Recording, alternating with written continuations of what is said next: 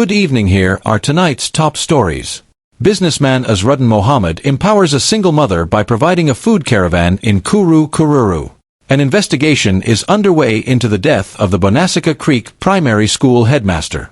Guyana Water Incorporated, GWI, is taking immediate action to resolve the rusty water supply in Central Georgetown. A fire in Kwakwani has destroyed a home, leaving 9 people homeless. The former chief photographer of Guyana Chronicle has been charged with sexual assault and released on bail. An Albouystown man has been sentenced to 11 months in prison for assault and abusive behavior towards his partner. A businessman has been granted bail following his arrest for alleged possession of a firearm and ammunition. Stay tuned for the details of these stories. Please remember to like, share and subscribe to our channel for more news. Businessman Azruddin Mohamed empowers single mother with food caravan in Kuru Kururu. 34-year-old Rebecca Dos Santos, a single mother of 5, has embarked on a new entrepreneurial journey with the opening of her food caravan, Rebecca's Indigenous and Creole Kitchen, in Kuru Kururu. This venture was made possible through the generous support of businessman Azruddin Mohamed, who provided the resources needed to kickstart her business. Rebecca's Indigenous and Creole Kitchen is conveniently located across from Cookie's Minimart in Kuru Kururu. The menu offers a delicious selection of Indigenous and Creole dishes, including pepper pot, farine, tuma pot, cassava bread, fried rice, and chow mein, among others. Indigenous dishes are available for pre-order, adding a special touch to the diverse culinary offerings. Rebecca, who previously operated a similar business in Madia, faced significant challenges after a devastating flood in 2021 destroyed her livelihood. Relocating to Kuru Kururu with hopes of rebuilding her life, financial difficulties made it hard for her to restart her business. However, after sharing her story with Mr. Mohamed, he generously provided a food caravan and the necessary supplies to help her get back on her feet. Mr. Mohamed recently visited Rebecca at her new establishment and expressed his delight in seeing how his support has positively impacted her life. It's incredibly rewarding to see Rebecca thriving and providing for her family, Mohamed said. Her determination and resilience are truly inspiring, and I'm happy to have played a part in helping her rebuild. Rebecca's Indigenous and Creole Kitchen is now serving the Kuru Kururu community, offering a taste of Guyana's rich culinary heritage while providing Rebecca with the means to support her family. Businessman granted bail after arrest for alleged possession of firearm and ammunition. Weston Pickering, a 42-year-old businessman from Vryhades Lust, East Coast Demerara, ECD, has been granted bail following his arrest for allegedly possessing a firearm and several rounds of ammunition without a license. Pickering appeared before Magistrate Dylan Bess at the Diamond/Golden Grove Magistrates Court, where he was granted bail in the amount of $700,000. The case is set to be called again on September 4, 2024. The charges stem from an incident on August 11, 2024, when a team of officers from the Providence Police Station conducted an intelligence-led operation at Pickering's residence, located at Lot 2 Somerset Core Housing Scheme, Hearstelling, East Bank, Demerara. During the search, police allegedly discovered an AK-47 assault rifle wrapped in a brown towel inside a washing machine on the lower flat of the property. Additionally, 29 live matching rounds were found inside a magazine, and 30 live matching rounds of ammunition were discovered in a pair of black and white socks wrapped in the towel. 6 live 9mm rounds of ammunition were also found in a bedroom on the upper flat of the house. Further investigation led to the discovery of a significant amount of currency in a brown suitcase located in a room of the house. The currencies found included 11,312 Canadian dollars, 1,583 US dollars, 10 Chinese yuan, TTD 5,120, BBD 70, JMD 50, GYD 480,000, 120 euros, and 3,405 pounds sterling. The firearm, ammunition, and cash were taken to the Providence Police Station, where they were documented and lodged. During the court proceedings, Pickering's attorney, Bernard Da Silva, argued that his client rents the Hearstelling property and sublets it as an Airbnb. He asserted that the AK-47 rifle and some of the ammunition were found in an unsecured yard, and the other ammunition was discovered while Pickering was not present. Da Silva also noted that the fence around the property was only 3 to 4 feet high and not particularly secure. He further stated that nothing unlawful was found during the police search of Pickering's residence in Vryhades Lust. Magistrate Bess, taking into account the special circumstances presented by Da Silva, agreed that bail was appropriate in this case. As a result, Pickering was granted pre-trial liberty pending further court proceedings. Albouystown man sentenced to 11 months in prison for assault and abusive behavior towards partner. Johnny Marshall, a 24-year-old resident of Hogg Street, Albouystown, Georgetown, has been sentenced to 11 months in prison after pleading guilty to multiple charges related to assault, abusive behavior, and missile throwing against his common-law partner, Siobhan Samuels. The charges were read to Marshall on Wednesday during his appearance before Senior Magistrate Fabio Azor at the Georgetown Magistrates Court. Marshall faced 9 charges in total, stemming from incidents that occurred on July 25, July 26, and August 2, 2024. These charges included unlawful assault, threatening behavior, abusive language, and throwing missiles. Marshall pleaded not guilty to several charges, including threatening behavior and missile throwing on August 4, and missile throwing and abusive language on July 26. However, he admitted and pleaded guilty to the remaining charges. According to police statements presented in court, the couple, who have been living together for several years and share 2 children, have had a tumultuous relationship. Samuels, who works as a bartender, reported that on July 25, 2024, Marshall visited her workplace, verbally abused her, and threw her belongings into the yard. Later that day, he continued his abusive behavior at their home, throwing a deodorant bottle at her, pushing her down, and kicking her. The violence escalated on July 26, when Marshall allegedly threw a cigarette at Samuels, verbally abused her, and again pushed and kicked her.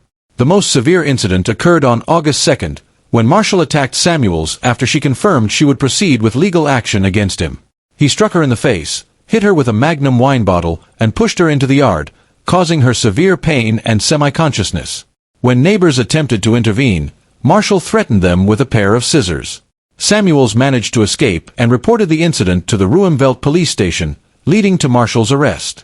During the court proceedings, an unrepresented Marshall expressed remorse, stating, "We always fighting and make up back. I love this girl." Despite his plea, Magistrate Azor sentenced him to a total of 11 months in prison for the charges he admitted to. The 4 charges to which Marshall pleaded not guilty were dismissed. Former chief photographer of Guyana Chronicle charged with sexual assault, released on bail. Adrian Narine, former chief photographer of the Guyana Chronicle, was charged with 2 counts of sexual assault on Wednesday and released on $100,000 bail. Narine, whose formal name is Vishwanath Narine, appeared before Senior Magistrate Fabio Azor at the Georgetown Magistrates Court, where he pleaded not guilty to the charges. The charges stem from incidents that allegedly occurred in December 2023. During that time, Narine was accused of sexually assaulting a colleague at the Guyana Chronicle twice, leading to a report being filed at the Albouystown police station. In response to the allegations, the management of Guyana National Newspapers Limited, GNNL, placed Narine on administrative leave and initiated an internal investigation while fully cooperating with the Guyana police force. Narine's attorney, Jermaine Jarvis, informed the court that his client has been diligently reporting to the police throughout the investigation. Jarvis also noted that Narine has not received any pay from the Guyana Chronicle during his administrative leave. The defense requested that bail be granted in a reasonable amount, while the police emphasized that certain conditions should be imposed if bail was granted, including that the accused must avoid any contact with the victim and stay away from areas frequented by the victim. Narine is scheduled to return to court on September 11, 2024, for further proceedings in the case. Fire destroys Kwakwani home, leaves 9 homeless. 9 people were left homeless after a fire destroyed their home in Kwakwani, Burbus River. The fire occurred at Lot 68, second phase housing scheme, and was reported to the Guyana Fire Service at approximately 1810 HRS. A water tender with 5 auxiliary firefighters responded promptly, arriving at the scene within 5 minutes with 1,703 liters of water. Despite their swift efforts, the 2-story building, owned by 71-year-old Michael Primo, was completely destroyed. The home was occupied by Primo and 8 of his family members. According to the Guyana Fire Service, the fire was caused by an unattended electrical stove. The flames from the stove ignited a nearby curtain, which quickly spread to other combustible materials in the house. Fortunately, no injuries were reported in the incident. The Guyana Fire Service is urging the public to exercise caution when using electrical appliances to prevent such devastating incidents. Guyana Water Incorporated, GWI, taking immediate action to resolve rusty water supply in Central Georgetown. The Guyana Water Incorporated, GWI, is actively addressing the issue of discolored or rusty water affecting Central Georgetown. The situation arose following the dredging of the East Demerara Water Conservancy during the recent prolonged drought, which caused a buildup of sludge that contaminated the GWI shelter belt water supply. GWI Chief Executive Officer, Sheikh Baksh, assured the public today that immediate steps have been taken to flush the system, and significant improvements have already been observed. He expressed confidence that the water supply will return to normal by this weekend. The unprecedented drought led to a substantial sludge buildup in the Conservancy canals. When the heavy rains came, this sludge was washed into our water reservoirs, causing the current issues, explained Baksh during a press conference. We understand the inconvenience this has caused to households and sincerely apologize for the situation, which we believe was unavoidable. The problem was first detected on July 15, 2024, when GWI observed an unusually high sedimentation load at the shelter belt plant. In response, a team was immediately dispatched to the Conservancy. Additional labor was procured to clean both canals at shelter belt. The Western Canal has already been cleaned, and work on the Eastern Canal is expected to be completed by Friday. The flushing of the system is ongoing, and we are already seeing improvements in water quality and color, Baksh reported. We have been taking regular water samples, and the results show a marked improvement. Dr. Dion Anderson, GWI's water quality specialist, provided further insight, noting that the water quality from the shelter belt plant typically measures between 15 to 20 units. However, due to the recent issues, it spiked to 400 units. This situation placed significant strain on the treatment systems, leading to the overloading and buildup of sediments, Dr. Anderson explained. Baksh emphasized that the situation was beyond GWI's control, describing it as a once-in-a-lifetime event. He also called for improved coordination between the East Demerara Water Conservancy, the National Drainage and Irrigation Authority, and GWI to prevent future occurrences. In the interim, GWI is considering relief measures for affected customers. Investigation underway into the death of Bonasika Creek Primary School headmaster. Authorities are currently investigating the tragic death of Kapil Ramsamuj, a 41-year-old headmaster from Bonasika Creek Primary School, located along the Essequibo River. Ramsamuj, who also resided in the Zlugt New Housing Scheme, East Bank Demerara, passed away on August 12 under distressing circumstances. According to his sister, Vimla, Ramsamuj allegedly ingested poison on the day of his death. After the incident, he was initially transported to the Leonora Cottage Hospital and later transferred to the West Demerara Regional Hospital for further treatment. Despite the efforts of medical personnel, Ramsamuj succumbed to his condition later that same day. Vimla recounted receiving a distressing phone call about her brother's condition. While at the Parika police station around 1940 HRS on Monday to report the incident, she received another call informing her of his passing. Ramsamuj's body is currently at Ezekiel Funeral Home, where preparations are being made for a post-mortem examination. The examination is scheduled for Friday and will determine the exact cause of death. The police are continuing their investigation into the circumstances surrounding Ramsamuj's death.